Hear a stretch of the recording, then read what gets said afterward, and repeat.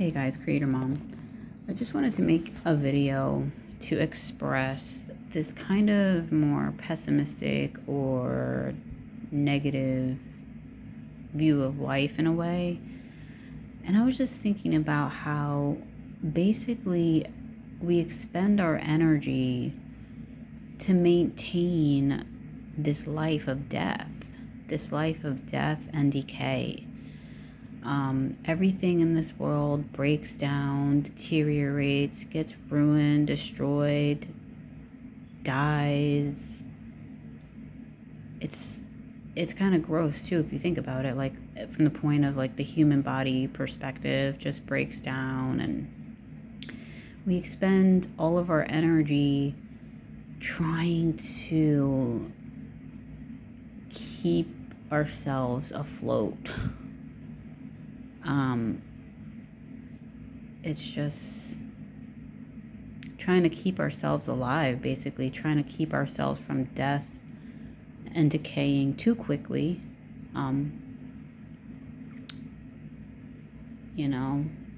Basically that's kind of what it boils down to. When you have a car, everything you have, you're basically paying to not have that thing decay and go bad. Everything we pay for, all the energy is expended towards maintenance and maintaining everything we have so it doesn't get submitted to the death and decay as quickly. Like for a car, for instance, you have to continuously put effort and money into your car so that your car can run as long as it may. It will die eventually. It will give in to the death and decay of this world eventually, but you have to, based on how much energy and money you expend into that car, just to maintain it, to keep it working for you. Fighting against the fact that everything breaks and wears down in this world. Same thing with houses. Because I was thinking to myself, between having a home, if you own a home, if you have your own home, between maintaining that, if it's not paid outright, you have to pay a mortgage. So you have to pay your mortgage, pay your taxes, spend all your money maintaining that home, because we know that things in the house break. Hot water heaters break. I don't know, fucking floors, insulation, fucking wash machines, dryers.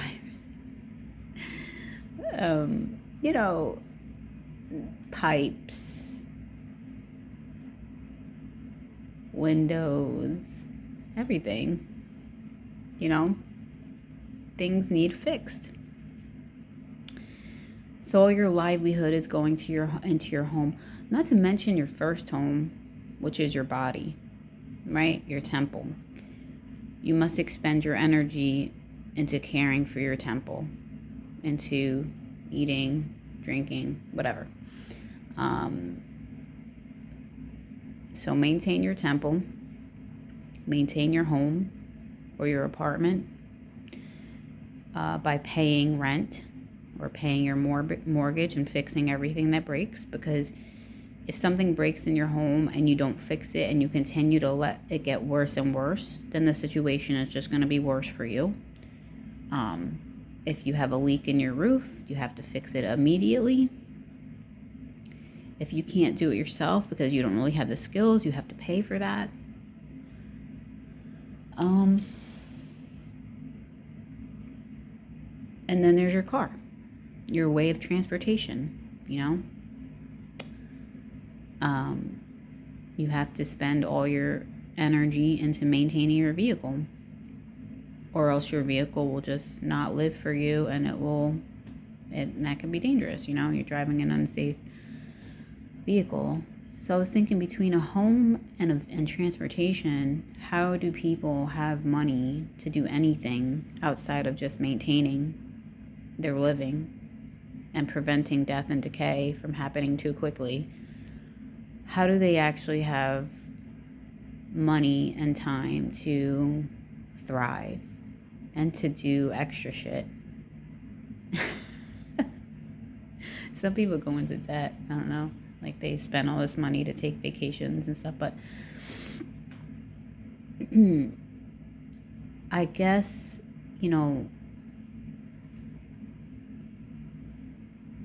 I guess it's something to be deeply pondered as a younger individual before you actually make a lot of big life decisions, like having children and stuff like that, because once you have children, you're just adding to all of that, and then you have 3 more temples to care for. And then if you have pets, you also have to maintain your pet and prevent them from death and decay too for as long as possible. And yeah, there is enjoyment in the midst of that. You put your energy and money into your car and your home. Well, you get to enjoy those things. You put your energy into your pets and stuff like that. You get to enjoy your pets. So, there is enjoyment. It's not like life is devoid of enjoyment within these things, but it just seems like by the time you're done putting your energy and money into those things, it's just like, what else is left? This could really seem deeply cynical, but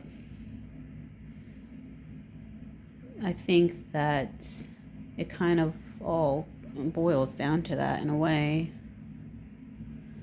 You just kind of have to, I guess the thriving comes in enjoying. I made a video before about how I wrote a dark poem, and one of the lines in the poem was, hold on, let me read it. One of the lines in my poem is, to love life, you must love it at its worst.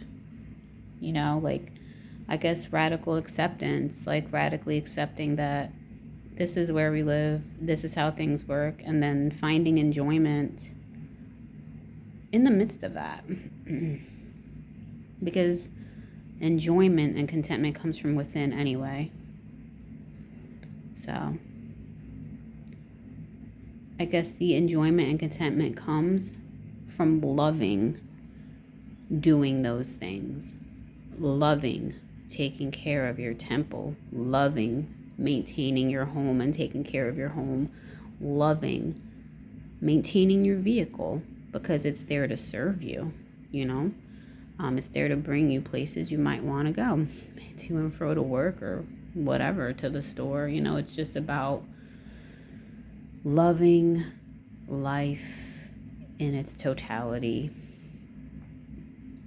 loving the mundane, boring things, starting there, I guess. Loving those things. Loving caring for your animals, loving caring for your children, obviously, right? That's like giving like a, loving the things that we must do to prevent ourselves from dying and everything falling apart.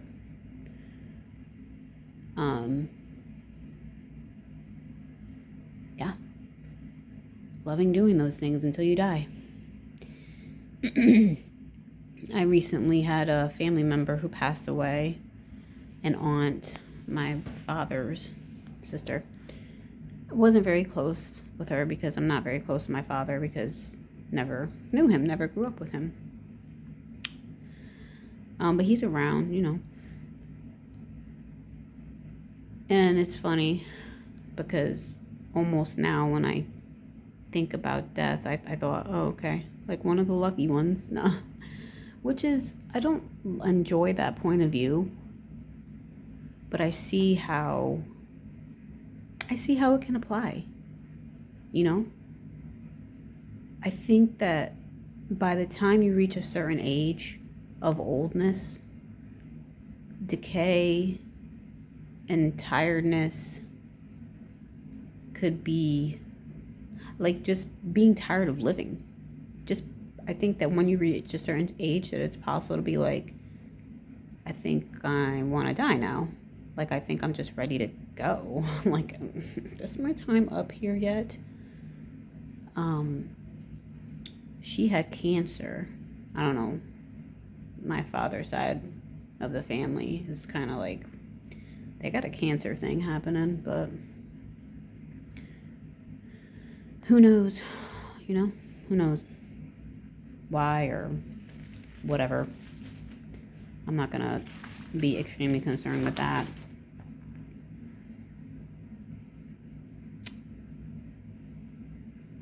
I think that maintaining a neutral and healthy mindset is important to like navigating all of this, you know?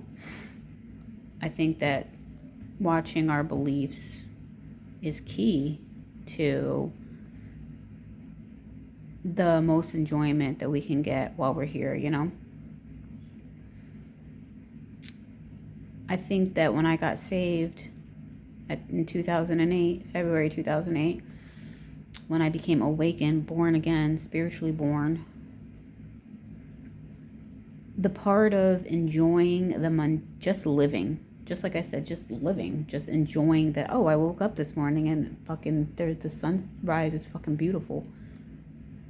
That is what being born again like gave me, like the enjoyment of, oh, I'm gonna go wash dishes, and completely having feelings of enjoyment while I'm washing the dishes. This is what God fills you with, is that contentment. You know, we have to do dishes anyway. Would you rather do dishes angry and frustrated, or would you rather do dishes feeling peaceful and content? That's the gift. So anyways, that's all I have to say. Peace.